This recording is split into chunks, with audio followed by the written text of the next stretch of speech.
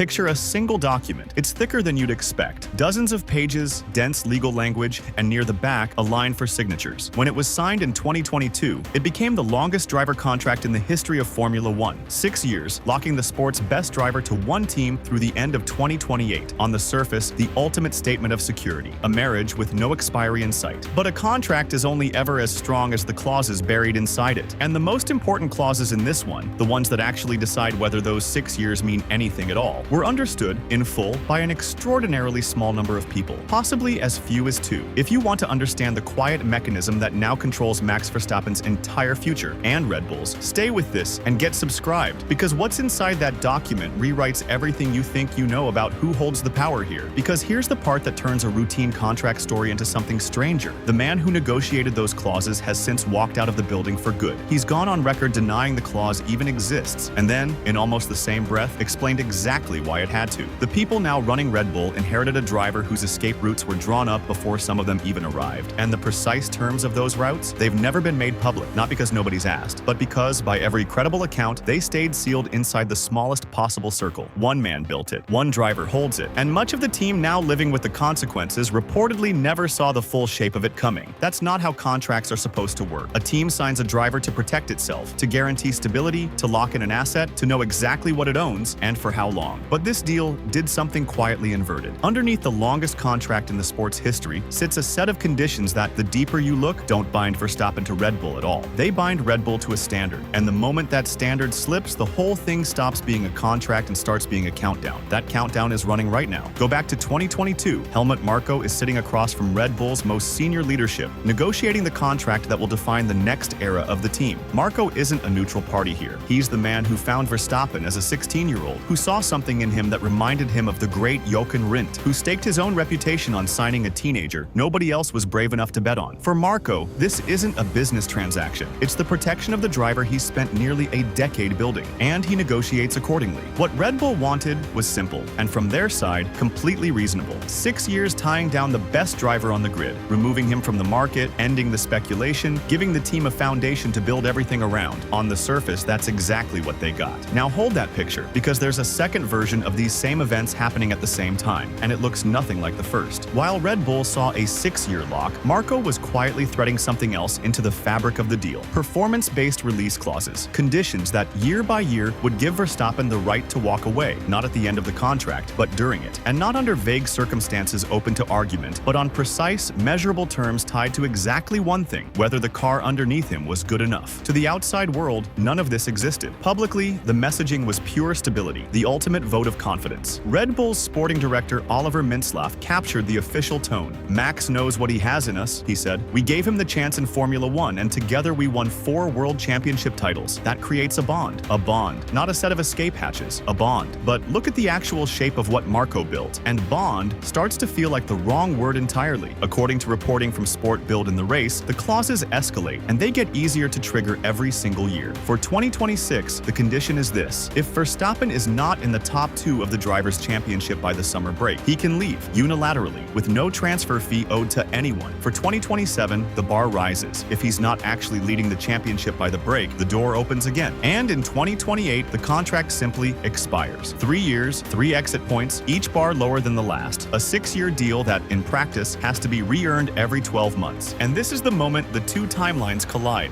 Because when the true shape of those concessions became clear inside Red Bull, the reaction reportedly wasn't comfort. It was alarm. According to F1 Oversteer, citing Build, Marko's decision to agree to these terms caused genuine internal consternation within the organization. The slow realization that the team hadn't actually secured its driver for 6 years at all. It had signed up to a rolling annual performance review with the highest possible stakes, where falling short didn't just cost a season, it cost the best driver in the world for nothing in return. Sit with how unusual that is. Most contracts protect the team from the driver leaving. This one, underneath the surface, did close to the opposite. And then there's the detail that gives this whole story its strange locked room quality. The precise terms of these clauses have never been made public. Not vaguely known, not partially leaked, genuinely sealed. As GP fans put it plainly, the full extent of the deal will remain privy to these two parties alone. The exact triggers, the exact wording, the exact thresholds that could end the most important driver-team relationship in the sport, held within a circle so small that even much of Red Bull's own leadership has reportedly never seen them in full. Which brings us to the man at the center of it, and the strangest piece of evidence of all. When reporters finally put the clause directly to Helmut Marko, he didn't confirm it, but he didn't cleanly deny it either. His exact words, "None of that is true." And then, in the very same answer, "I negotiated the contract. We've always had a fair relationship, and it's clear that we can't tie Max down if the new engine doesn't work." He denies the clause exists, then immediately explains the precise logic of why it has to. That isn't a denial. That's a confirmation wearing a denial's clothes. And when a story is this tightly held, those contradictions matter, because the people who would actually know are giving answers that cancel each other out. Marko admitted back in December 2024 that a clause had been changed or removed, his words, while describing Verstappen as a man who sticks to his principles and has done since he was 14 years old. Changed or removed? Even that isn't certain. The one man who knew the full truth was speaking in a way that left the truth exactly as buried as it was before. Now bring both timelines into the present, because this is where they finally become a single story. It's 2026. The new regulations have landed. Red Bull's car is competitive on one half of its engine and frozen on the other, and Verstappen is 7th in the championship, nowhere near the top, which means the condition Marko wrote into that contract back in 2022 for a hypothetical bad season nobody really expected to arrive has stopped being hypothetical. The escape route is open. The countdown that was drafted in a negotiating room 4 years ago is now live, ticking in plain sight. And here's the cruel timing underneath it. Helmut Marko left Red Bull at the end of 2025. The one person who fully understood what was in that document, who negotiated every line of it, who knew exactly where the triggers sat and how they worked, is gone. The people now running the team are managing a countdown they didn't draw up, written in terms they reportedly never fully saw, set by a man who's no longer there to explain them. There's a temptation to read all of this as Verstappen being ruthless, or greedy, or disloyal. It's none of those things. This is a driver who has said, again and again, that he commits completely or not at all, that the moment the joy goes, the moment the car stops letting him fight for wins, something fundamental breaks. The clause isn't a betrayal of that character, it's the contractual expression of it. Verstappen was never going to sign away 6 years of his prime without keeping one hand on the door. The clause is just who he is, written into legal language, which is exactly why it should worry Red Bull more than any rival's interest ever could. So here's the question everyone keeps asking. Does Max Verstappen really have a secret escape clause buried in his Red Bull contract? It's the wrong question, because it treats the clause as the secret, and the clause was never the secret. Look at what it actually reveals, and the entire relationship flips inside out. For 4 years, the story the sport told itself was a simple one. Red Bull, the powerhouse team, had locked down the greatest driver of his generation for the longest contract in Formula One history. Red Bull held the cards. Red Bull was in control. That was the whole narrative. It was backwards. What that document actually established, quietly, in terms most of the team reportedly never fully saw, was the exact opposite. The contract was never a leash on Verstappen. It was a leash on Red Bull. 6 years that didn't guarantee they kept him, only that they had to earn him every season by putting a winning car beneath him or watching him walk away for free. For 3 seasons, the demand was met, so nobody had to see it. The car was fast. The titles came. The countdown stayed invisible because it never got close to zero. But the power was never really Red Bull's to hold. It was on loan for exactly as long as they kept winning. And now they're not. The man who built that leverage has left the building. The driver who holds it sits 7th in a championship he was supposed to be dominating. And the clause that everyone treated as a hypothetical, a worst-case scenario drawn up for a season nobody thought would come, is sitting in the present tense, fully armed, waiting on a number on a timing screen. So the real question isn't whether the clause exists. It's this: who was actually in control of this relationship the entire time? The team that thought it had signed a driver for 6 years? Or the driver who made absolutely certain that 6 years would never once mean 6 years? Drop your answer below. Because depending on how you see it, this is either the smartest contract any driver has ever signed, or the quietest trap a team ever walked into with its eyes wide open.